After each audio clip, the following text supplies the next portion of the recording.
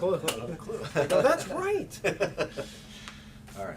So that sounds like something from a Lucy episode, you know?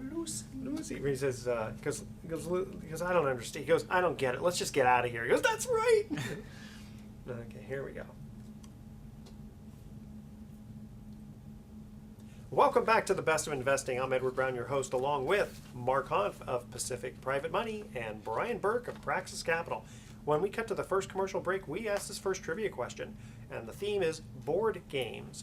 What board game involves solving a murder using weapons such as a candlestick or rope? And Professor Plum, what's the answer, Brian? Oh, right, yeah. I never know the answer to any of your sports trivia. Now you throw board games on it, I just don't have a clue. That's right! That's exactly the answer! Really? Clue! Oh, how about that? How about that? Very good. All right, let's get right into email time. Mark, here's an email that we received from a listener. It says, I have heard you mention on the show that you don't do residential loans. Now, the question is why, but you actually do residential, it's just you don't do personal We don't residence. do owner-occupied residential. So let me just back up a minute. I'm president of Pacific Private Money.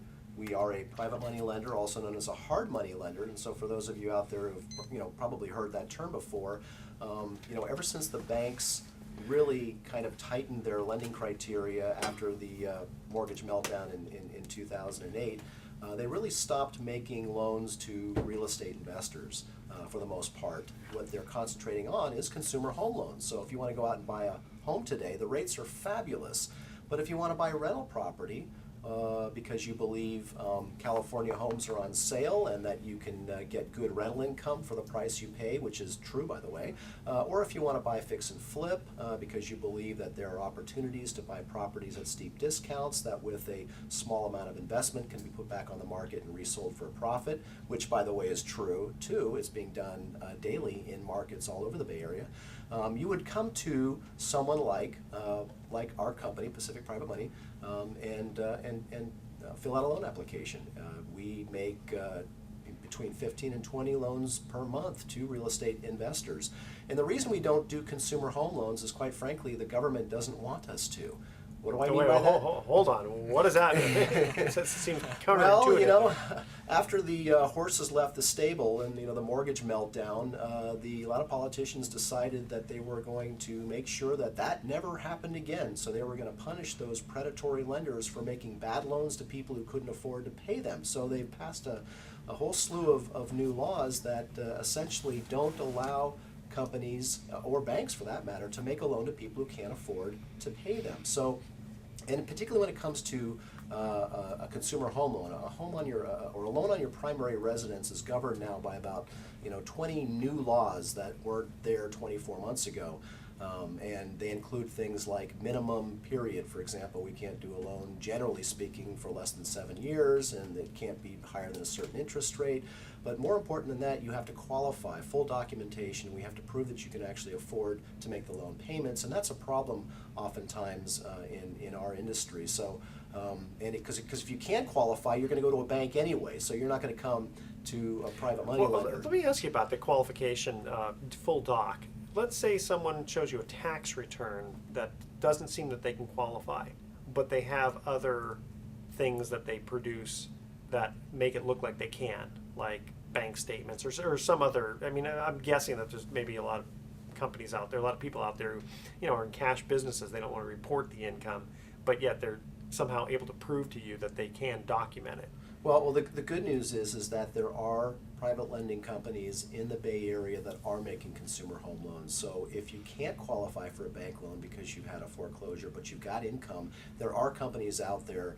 We just happen to focus on a niche of, we serve the real estate investment community. We like rehabbers and flippers and folks like that. So that's our niche. There are companies in the last 12 months, and if anyone wanted to know who those are, I'd be happy to refer you to those companies, because these are good companies in the Bay Area that will make consumer loans. They're obviously not at bank rates. Now they're going to be anywhere from, I think the lowest I've seen is 7.99 to like maybe 9.99, in that range for a purchase money loan to buy your primary residence if you don't qualify for a bank loan. So there are options out there, but generally speaking, the type of loans that we're looking at Pacific are generally loan applications for people who want to buy fix and flip or buy rental property. Okay, and before we get into email time for Brian, there was something we talked about before the show that I thought was kind of fascinating, that you have lenders sitting by who have lots and lots of money,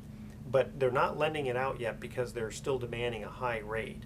But yet you could potentially place the money for them if they would lower their demands. Why don't you get into that a little bit? There's a phenomena right now where if you've lent your money out privately before, and listeners to the show, some of you may have heard or be familiar with trustee investing, as it's called, and that basically is where you fund a loan to an individual who's buying real estate or who owns real estate, and traditionally you could get very, very high rates. And what I mean by that is, 10, 11, 12% was not unusual.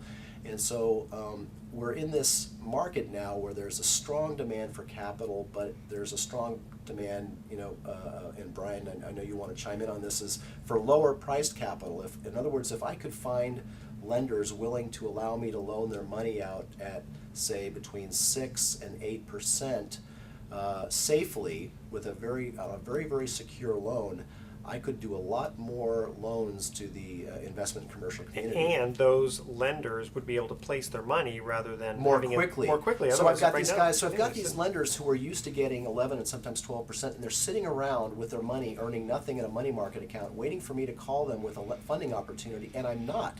Because quite frankly, there's just not that much demand today for 12% money, but there's a tremendous demand for 8, 9, exactly. or And 10%. let's say it took 6 months. Yeah, then and how much do you lose? If it takes 6 months, you finally get them 12%, Yeah. and it's only, let's say, a 1-year loan, then in theory they really lost 6. I mean, they're really getting 6% because it was at 0 for. Well, here's 6%. the other thing too.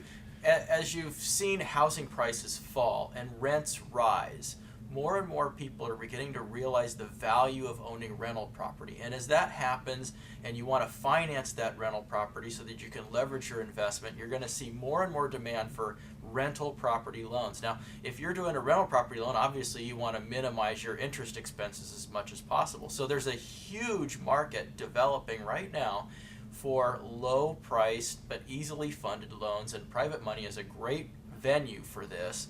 And you could probably place a lot more money in that particular venue if the lenders that were in control of the dollars were willing to accept that. Now, the benefit for them is this. If you're lending at 10% to somebody who's flipping a house, you're doing great, but that's going to pay off in about 6 months. Then you might have to wait 1 month, 2 months, maybe 3 months before the next house flipper comes for you to loan your money again at 12%. So if you had it loaned out for 8 months of the year at 12, what does that have to equal to if you lent it out for the entire year or 2 years or 3 years at a lower interest rate? Basically the opportunity cost can outweigh if these. You're going to net the same either way. Or you can charge potentially a lower rate and still net the same or more money. And in theory, if you are able to get lower interest loans out there, theoretically they should be a little bit safer. Theoretically. Yes. Well, it is safer because if the borrower has a better ability to afford to make that payment, it is by definition a safer loan. You've got the double safety of having protective equity, meaning you're only loaning, let's say, 65% of the value and no more than that on the property. But then you've got the borrower who has lower income interest payments, and he's making lower interest payments. No, but I was thinking about a borrower comes to you and says, "Listen, I got a slam dunk deal. It's only 18% loan to value. I've got great credit and all that, but for whatever reason I can't go to the bank. Maybe speed."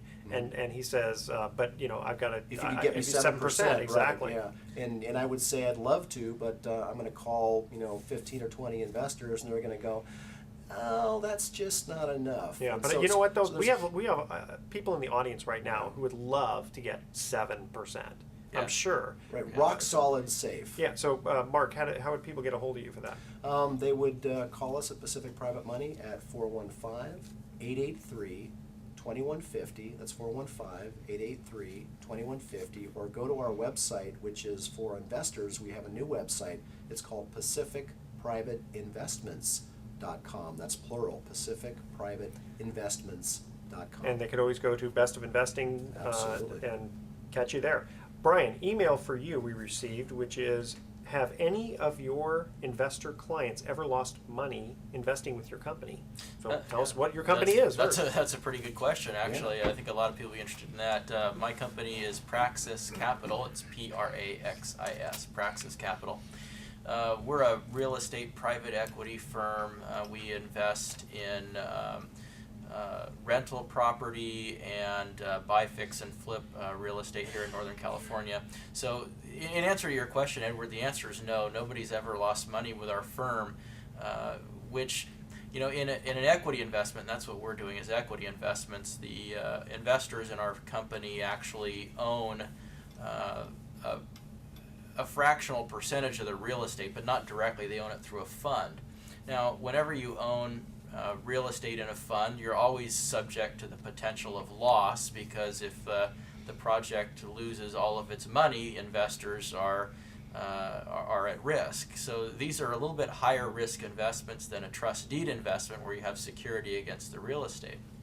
But we're very conservative and disciplined investors, and we've never hit a loss yet. In fact, I had a 7-year period where even when the market was moving against us, our investors were earning just over 20% return on their money on an annualized basis. That is amazing. And to do that in a down market is pretty good. But I mean, one thing you've got to realize, and just to clarify something I mentioned earlier about median California home prices, statewide the median is $260,000 currently, but in the markets where we're doing our business, our median prices are about $140,000 in some Northern California counties where we're operating.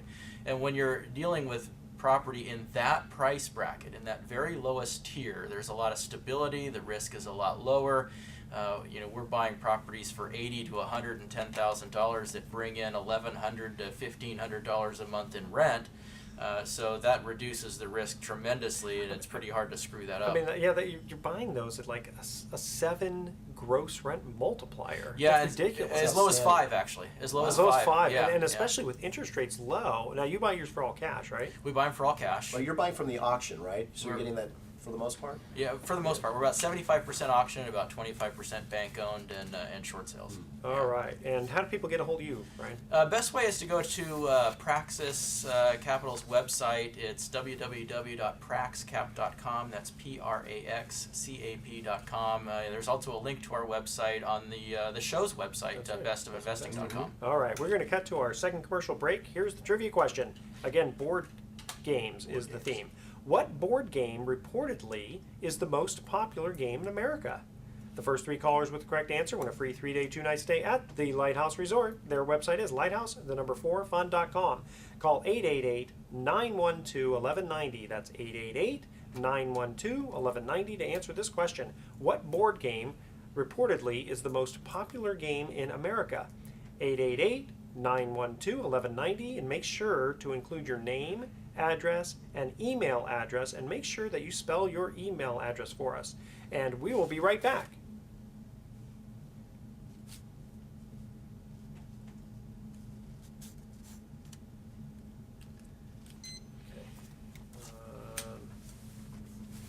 And you'll like Brian. He's very.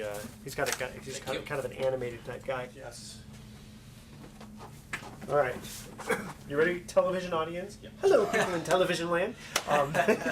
Okay, so the scruffy look is going to be for a while because April 1st, I'm going to be playing Judas Iscariot, the bad guy, in a play at Valley Baptist in church in San Rafael.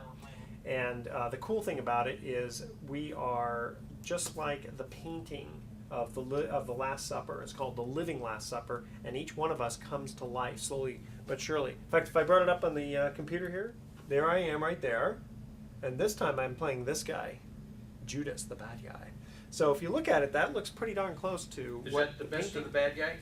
That's the best of the bad guy, the best of investing, the best of the bad guy, and this is actually a real set. I mean, somebody actually painted that set. So if you look at the Last Supper painting by Da Vinci, and you look at this, it's pretty close. So we all stay perfectly still. One by one, we get up and go to the mic and basically tell our story. And I love playing the bad guy. And as the guy in Seinfeld, I'm a very, very bad man. My soul isn't as evil as some think it is, nor is your soul as clean. And what would you do if you were in my place and wanted him to do something dramatic to prove his identity and usher in his kingdom? Should I ignore his remarks?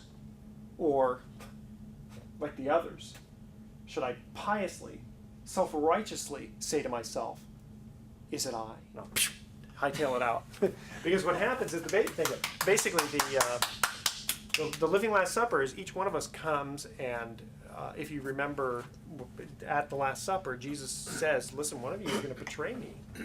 And each one kind of looked at themselves and, oh my gosh, is it What are I? you, nuts? Yeah, well, yeah, who's going to do this? Is it I? So each one of us kind of gives a little soliloquy of, who we are, because, you look at the apostles and most of you can't tell the players without a scorecard, right? Can I just give you a broomstick and we'll just fix it all right now? Right, I know. Yeah. Oh, that's right, sorry, you gotta. Yeah. So what dates we talking about? We're talking next week's the 2nd. and Yeah, I don't know what's going on here. There's some kind of like camaraderie thing. I don't know going if on you'd here look that I'm good just with the not beard part of. there, Brian. No, I don't think Let's so. see. Anything serious with this? I mean, to have You know, surgery. like brothers. Band of Oh. brothers. Okay, here comes The way I do this Is that is good? Thank you. I'll Yep. go count down like this because you have to have 5 seconds of quiet before we actually record, and then at the very end we'll be quiet for so many seconds. Okay. And then I'll do here is introduce.